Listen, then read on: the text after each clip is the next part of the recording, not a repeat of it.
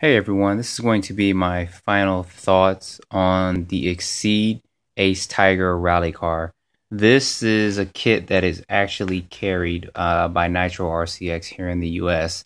I did do a little bit of research and I did find a couple other kits that are constructed the same but with different names. I think they're sold over in Europe and Canada as well. But just wanted to get everyone a quick overview and my review and final thoughts on this vehicle. First off, I do want to say that the tires that are on here are not stock. These are actually some Proline Trencher tires and wheels. And if you see some of my videos, I put these on here because I did kind of like the way it made the car look. See how the tires kind of stand out a little bit more on the side. And these are the ones for the Traxxas 1/16 scale E-Revo. First of all, I'll let you guys know is with the tires you see here, these are the ones that actually come with it. And these are a lot thinner than the ones that are on here as far as the width goes. But the diameter, as you can see, is the same size of it. So that was actually a pretty good swap out for that. These are 2.2 inch size wheels. But real quick, driving impressions of this car and everything, I haven't had any problems or anything with it. I only had one thing break, and it wasn't really a breakage. This car does not come with a slipper clutch, but it does come with a steel spur gear. And the pinion gear with it is more of an aluminum one. So what happened or what transpired was I was doing some jumps with it, and I let someone else's kid drive it once, and they did a couple of jumps, and they were coming down full throttle. And that was with the brushless system in it. And the motor did come loose and it did strip the pinion gear, but it did not strip the spur gear. So that was one thing and the only thing that actually broke on this thing. No parts came loose or anything. And as you can see by the body, I did run it pretty hard. The body held up really well. I was actually also impressed by that. You can see I kind of scuffed it up in the rear where I put a 3S in it and did a couple of speed runs with it, and it did kind of flip back.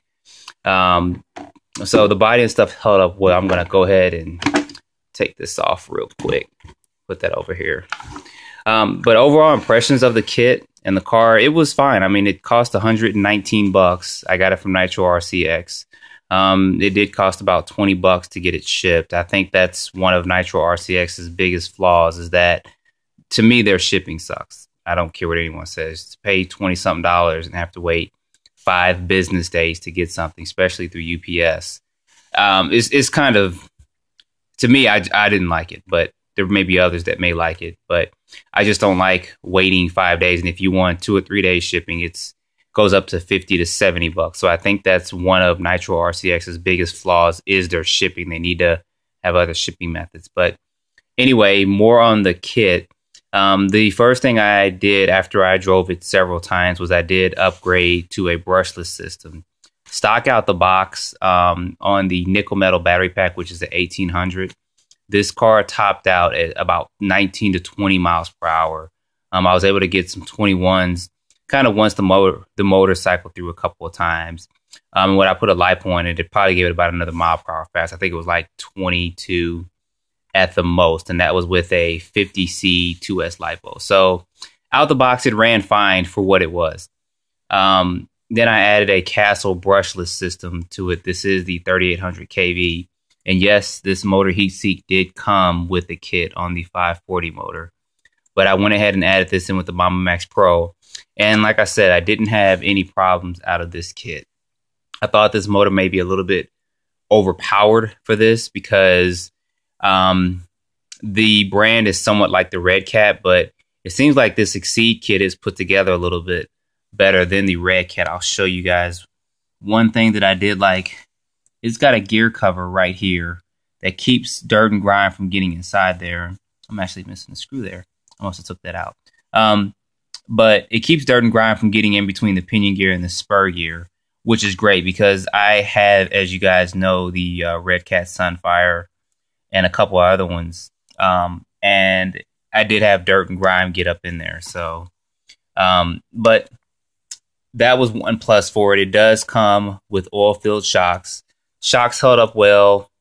everything held up well. And like I said, I didn't break any parts on it. One thing I was concerned when I opened the kit up was this flex right here. And I was pretty worried because on one of my other Red Cat buggies, I did hit a jump and it did hit on the front and it ended up breaking this bottom piece on the chassis on the Red Cat. So I was kind of worried about this and taking jumps with it and landing on the front.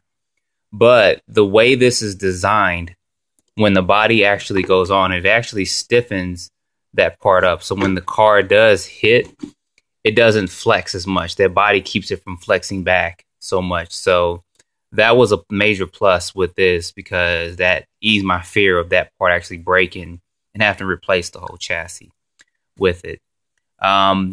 As far as some other things on it, the servo was a lot better than I expected, especially for ready to run.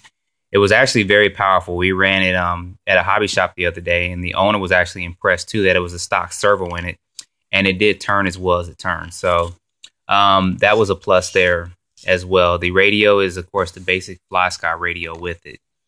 I did not have any problems or any issues with this kit at all. I do probably recommend if you do upgrade, just get a mild brushless system in there, maybe something that's got 33 to 3500 kVs. You don't have to put this in there. This is all that I had. I had a Millennium, but I had it in something else, and I had a couple other things, and they were a higher rated kV. But I just wanted to see, one, if this could handle this system and also handle it on 3S, and it actually handles it pretty well. As far as tires, I mentioned that earlier. I did put the Proline trenches on there. These are the stock ones that come with it. The tread on these were actually good. After running it several times and then putting a lipo and brushes in it, they did show signs of wear because the compound is pretty soft. So these tires do hook up pretty well, especially for a ready-to-run kit. And like I said, this thing cost 119 bucks. And you can see that they are the same size. It's just the trenches are maybe, you know, a quarter of an inch taller, but they are wider. So this does help with the handling of it a lot better as well. These are the stock tires, and these right here are some regular short course tires and wheels. So you can see the differences in the size in those two. Off-road, this kit does well as far as flat off-road, maybe a little bit of dirt, but when you start getting into a lot of hills and stuff, it will not do as well as a regular Traxxas Rally or even the Associated Pro Rally, and that's mainly because of the tire size. You can fit these on here because it is a standard 12 millimeter hex, but you're going to have to do some adjustments to the body mounts, which is what I actually had to do when I put these tires on. And to make the adjustments is pretty easy. You see that screw? You just unscrew that screw and you can adjust these actually all the way up here. So you can possibly put bigger tires and wheels, standard short course tires and wheels on there, front and rear, because you do see that the rear also is adjustable as well. I think I have probably one or two more slots in the rear I can use to adjust that. So one other thing, with the battery, it comes with a nickel metal, and it actually has these pieces right here on the left and right side. You see I took that one out. To fit a regular hard case LiPo in it, you only have to remove these two. Keeping these here actually keeps the LiPo from sliding into the drive shaft right there. So I recommend when you go to a hard case LiPo, just leave these in here because that's going to keep that from sliding over.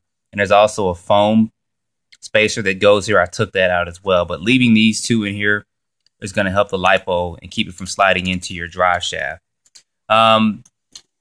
No other thoughts on this thing. I was pretty impressed with it, especially for the price. The only thing I had to complain about was the slow shipping on it. I thought that was ridiculous to pay $20-something, and it just takes 5 business days. And that's Monday through Friday business days, not including the weekends, to get to you. So you guys have any questions or comments, be sure to put them below. And don't forget to like and subscribe.